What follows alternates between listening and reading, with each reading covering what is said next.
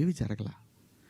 ఎవరికాళ్ళు ఆవేశంగా government of Andhra Pradesh, government of Telangana, CC to CP, CC to మహిళా commission, CC to PM, CC to international affairs. Why? ఒక్క మాట నన్ను అన్న ఏందన్న ఇట్లా మాట్లాడు. సారీ అమ్మ, నాకెవరు ఫోన్ చేసినా, నాకెవరు ఫోన్ చేయలేదు.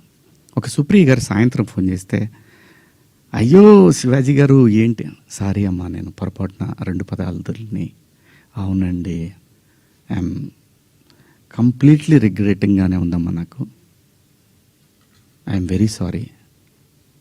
నాకు ఇప్పటికి కూడా అర్థంగా నేను ఎలా మాట్లాడాను ఆ 2 పదాలు. అసలు నేను బయట బూతులే మాట్లాడాలంటే మాట్లాడతానండి, మన అందరం మాట్లాడతామండి, అర్థం లేని మాటలు మాట్లాడుకుంటాం. కానీ ఒక వేదిక, ఒక పద్ధతి, జనరేషన్స్కి మనమే చెప్పాలి కాబట్టి, మన పిల్లలకి చెప్పాలి కాబట్టి,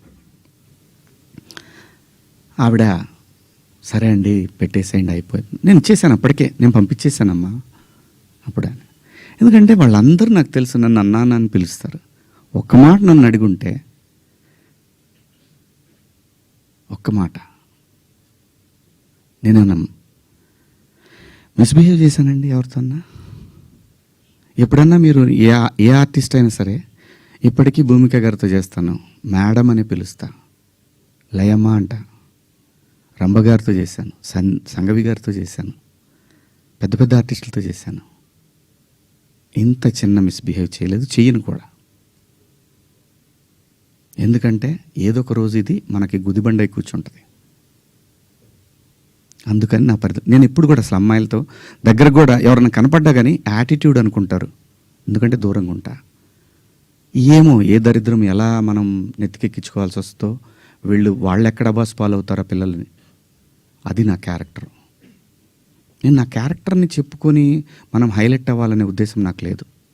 జరిగిన తప్పుని నేను ఎక్స్ప్లెనేషన్ ఇవ్వాల్సిన బాధ్యత నా మీద ఉంది, మీ అందరి దగ్గరికి వచ్చి.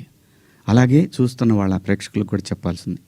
కానీ నిన్న మీరందరూ పెట్టారు, మీరందరూ లైవ్లు పెట్టారు, ప్రజల స్పందన మీరు చూశారు. అంతర్మాత్రం చేత నాకు సపోర్ట్ ఉంది నేను చెప్పట్లేదు. ఉన్నా సరే నేను మాట్లాడిన తప్పు ఇది చాలా దూరం క్యారీ ఫార్వర్డ్ చేస్తాం. ఇంకో హీరోని అడుగుతారు, ఇలా అన్నాడు శివాజీ అని, క్షమాపణ చెప్పాడు కదయ్యా అని అంటారు. ఇది వెళుతూనే ఉంటుంది నిరంతరం.